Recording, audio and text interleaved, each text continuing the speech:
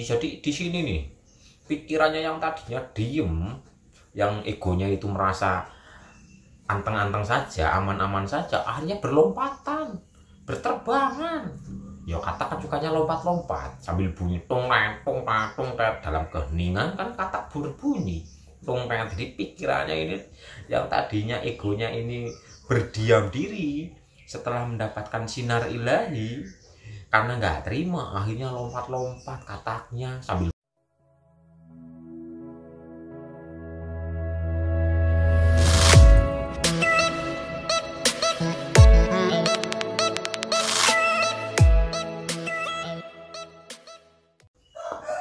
azab yang diterima oleh Fir'aun. Setelah Fir'aun itu menerima kebenaran, itu apa sih maksudnya? Jadi setelah Nabi Musa menyampaikan kebenaran kepada Fir'aun, Fir'aun kan menolaknya, sehingga di situ kan turun azab yang luar biasa. Nah, di situ ada sungai menjadi merah, terus ada katak, ada belalang, ada kutu dan lalat. Jadi yang namanya Musa itu adalah akal murni, akal yang sudah murni. Sedangkan Fir'aun itu adalah ego.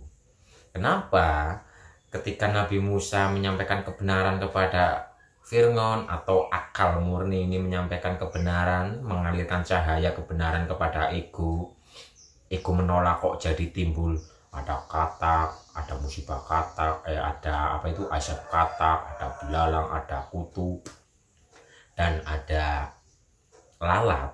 Ini sebenarnya gini, kalau dalam diri kita, di saat contohnya gini loh ya, di saat kita mungkin rajin meditasi, kita rajin wirid dzikir, otomatis kan cahaya dalam diri itu muncul, sehingga pemahaman dari dalam diri kita itu muncul. Cuman kalau yang namanya Fir'aun atau ego, ini adalah ego yang sangat kuat, sehingga biarpun cahaya itu muncul ke otak kita menyinari sang ego itu akan menolak, Bapak Ibu.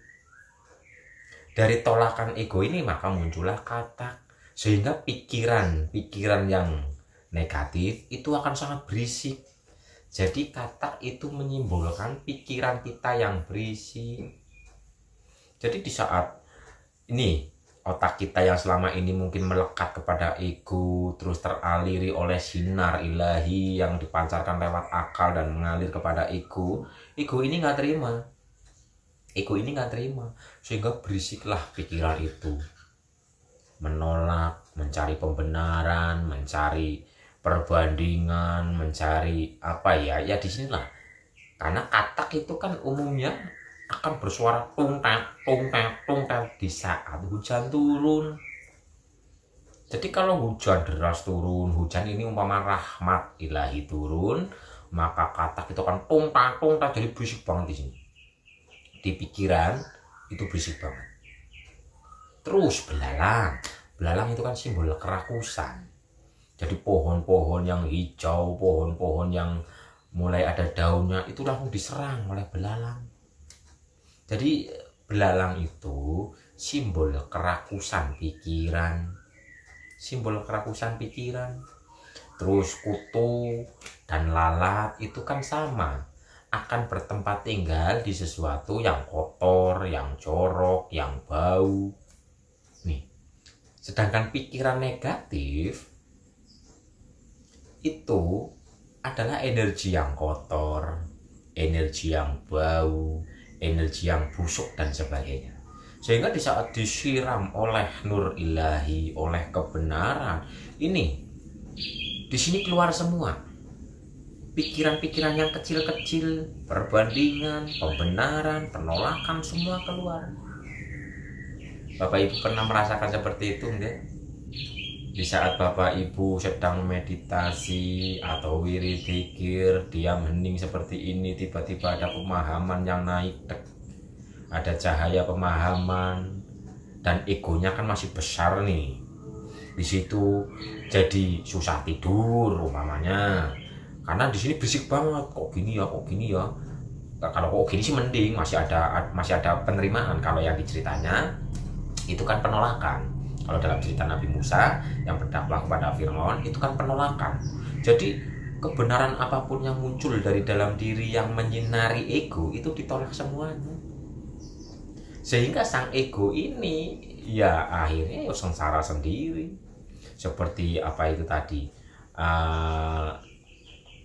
air menjadi merah, itu kan kemarahan. Jadi kemarahan, ketidakterimaan dalam pikiran yang negatif ini, ketidakterimaan, sehingga airnya menjadi merah, terus katak bermunculan di segala sisi, belalang pun bermunculan di segala sisi. Jadi di sini nih pikirannya yang tadinya diem, yang egonya itu merasa anteng-anteng saja, aman-aman saja, akhirnya berlompatan, berterbangan. Ya katak kan sukanya lompat-lompat sambil bunyi tong-tet, tong-tet, dalam keheningan kan katak berbunyi tong-tet. Jadi pikirannya ini yang tadinya egonya ini berdiam diri setelah mendapatkan sinar ilahi, karena nggak terima akhirnya lompat-lompat kataknya sambil bunyi tong-tet. Jadi rame banget pikiran ini, rame sekali pikiran ini, sehingga belalangnya itu pun akan malah merusak gitu loh, merusak tanaman yang sedang ditanam. Ya kan menyampaikan kebenaran berarti kan sedang menanam kebaikan, menanam cahaya kepada ego. Tapi karena nggak terima akhirnya belalang yang muncul semuanya. Dan pada akhirnya sang ego ini pun kewalahan sendiri, karena semua pikiran-pikiran negatif muncul, ketidakterimaan, mencari pembenaran, wis pokoknya pembelaan diri di egonya semuanya bermunculan. Akhirnya ya mumet-mumet sendiri. Itu dalam cerita simbol-simbol ini tadi ada katak, ada air berwarna merah, ada kutu, ada belalang. Ini kutu, belalang, katak, lalat, ini semua menyimbolkan pikiran yang negatif, yang pada akhirnya adalah ketidakterimaan, ketidaktenangan, kemarahan, kesombongan, semuanya bermunculan dan mengganggu pikirannya sendiri. Tuh kalau dalam cerita Firaun mendapatkan azab darinya, akhirnya diri sendirilah yang akan mumet sendiri. Dan pada cerita tersebut setelah seperti itu kan Nabi Musa itu dikejar oleh Firaun karena nggak terima. Ini akhirnya itu melawan, si ego ini akhirnya melawan. Tapi Nabi Musa kan nggak melawan balik, tapi Nabi Musa itu menyingkir. Di saat Nabi Musa itu menyingkir, dikejar, itu kan di situ ada laut merah, dan Nabi Musa diperintah untuk membelah laut merah dengan tongkatnya. Nah, itu pun maksudnya apa? Maksudnya laut merah ini adalah kehidupan, Bapak Ibu. Laut kok merah? Iya, kehidupan, karena merah itu simbol darah. Diri kita masih hidup, darahnya masih merah. Kalau udah gak hidup, darahnya udah gak merah. Jadi di kehidupan ini, ya disinilah kebatilan dan kebenaran itu menyatu. Tapi karena Nabi Musa mempunyai tongkat, Nabi Musa mempunyai iman, Nabi Musa mempunyai keyakinan, Nabi Musa mempunyai ilmu yang murni, ini simbol tongkat, maka kehidupan di dunia ini dibelahlah atau dipukullah.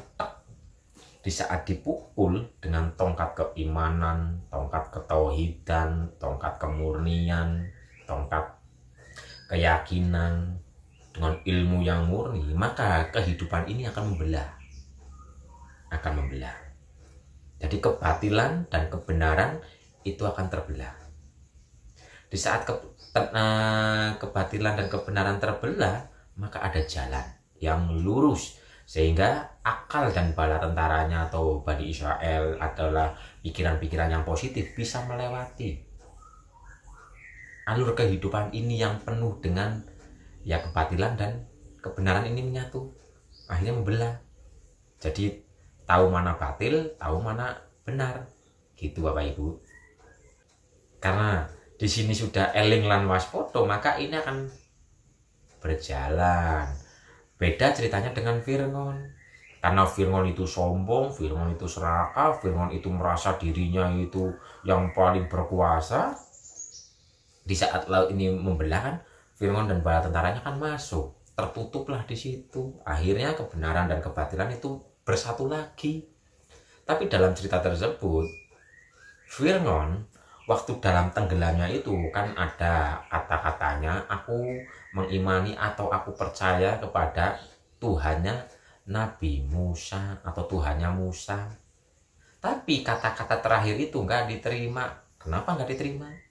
Karena kata-kata terakhir itu muncul bukan dari kemurnian, tapi muncul dari ketakutan. Takut dirinya tenggelam, takut egonya itu tenggelam. Jadi nggak diterimanya itu bukan masalah apa ya, bukan masalah tobatnya, bukan, tapi karena kemurniannya. Jadi di situ tobat itu ada dua, ada tobat yang murni, ada tobat yang karena ketakutan. Nah, kalau yang dipraktekkan oleh Fir'aun ini tobat karena ketakutan, karena sudah mau binasa, mau tenggelam, mau sirna, maka dia aku percaya kepada Tuhannya Musa. Tapi itu nggak diterima. Makanya mari kita masuk ke dalam diri, koreksi batin kita. Di saat kita membersihkan diri, di saat kita kembali kepada Tuhan kita, apakah karena ketakutan urusan kehidupan ini, dunia ini, atau karena rindu akan jati dirinya. Biar tidak seperti Fir'aun itu yang seolah-olah bertobat, seolah-olah mengakui, tapi mengakuinya bukan karena kemurnian, bukan karena kerinduan, tapi karena ketakutan dirinya tenggelam oleh kehidupan ini. Itu Bapak Ibu ceritanya Nabi Musa membelah laut dan Fir'aun terazab.